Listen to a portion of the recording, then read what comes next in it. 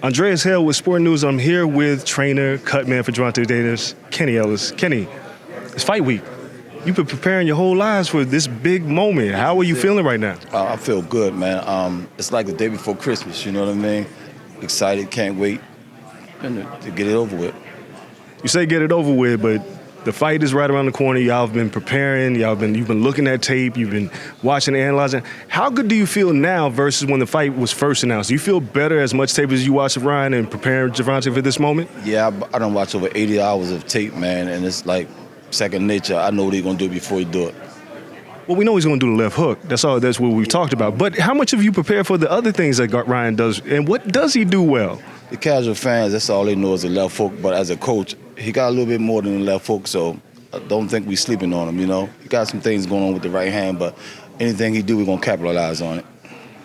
Now, obviously, Javonte is the big star here, and he's the ace-side here in this fight.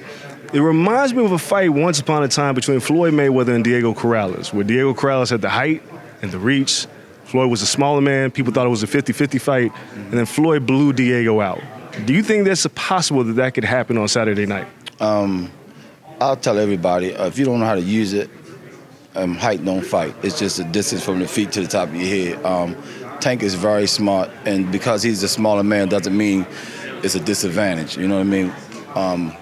I got it playing out pretty much like Floyd and Corrales, you know, Tank being Floyd. How much does it take when it comes to Tank in the corner? How much is it intuitive of what he needs to do, and how much does it come with instructions where you see things and spot them out, and Tank listens to what you guys are telling him? We pretty much watch his opponent, watch his strengths and mistakes, and when Tank come back, we tell him what to do off of what we see. You know what I mean? Now, do you think this fight goes the distance? Is there any chance, or do you, in your mind, do you think this thing goes the distance? No. Why not? We're gonna get him out of there 6th or 7th round. All right. I don't think Ryan can take the infliction. There was another fight that I was thinking about. Marvin Hagler and Tommy Hearns. Hagler went straight to Tommy from the jump. I talked to Leonard Ellerby. He said, Javonte's probably going to go right at Ryan from the jump and test him. Do you think a war could break out in this kind of a fight that's reminiscent of that epic battle between Hagler and Hearns? We didn't train to go at Ryan like that, but we trained in case Ryan came at us like that. You know what I mean? We're going to be smart. If Ryan want to bring the heat, then we're going to turn the oven up. You know what I mean? If he want to come out and box him, we're going to box him. It's his choice. I want to talk about Javonte the person, because this is a dude who shouldn't be here by all accounts. Like, he's been through a lot to get to this point, but you don't get this far to get this far. When you get to this particular moment, I know you feel like you made it, but how much more work is there to do regardless of the outcome on Saturday night? God don't make mistakes, you know what I mean? He's here for a reason, and we're going to carry out the mission that God put us on, you know?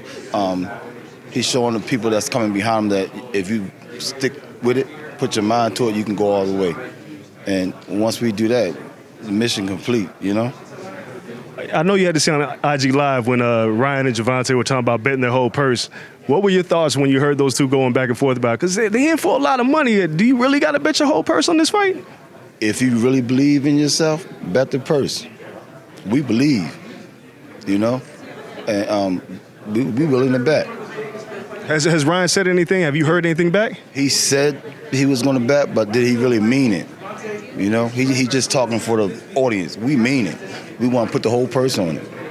How do you think that gets done? I mean, the press conference is tomorrow. I'm sure it's going to get brought up again. Like, do you think there's an actual possibility that both purses could be put up on Saturday night, or is this just a lot of talk and you don't think nobody's going to go through with it? I think it could be done if both sides sit down and they work it out, you know. As men, when you make a bet, you're supposed to pay up, you know.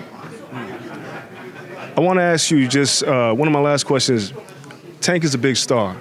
He may not have like the biggest the social media following like Ryan does, but why does Tank, people love him. Why do you think that is? What makes him different than any other fighter that everybody wants to come see him fight? Because this weekend, all the stars are coming out. I heard Justin Bieber's coming out. I heard Dame Lillard's coming out. Why does everybody want to come see Tank? Because the hip-hop community, the culture, stamped him. And once the culture stamp anything, not just boxing, it's going to be successful. I don't want to say he's going to be the next Floyd Mayweather because it's hard to do what Floyd did, and we got a long way to get there. But is there ever going to be another Tank Davis, considering what he's done already? He's the first Javonte Davis. I don't think it'll be another one, another Tank or Javonte Davis, but he set the record for other. He opened the door for other great ones to come behind him, and it's up to them how far they want to go. But he's the first and last Javonte Davis.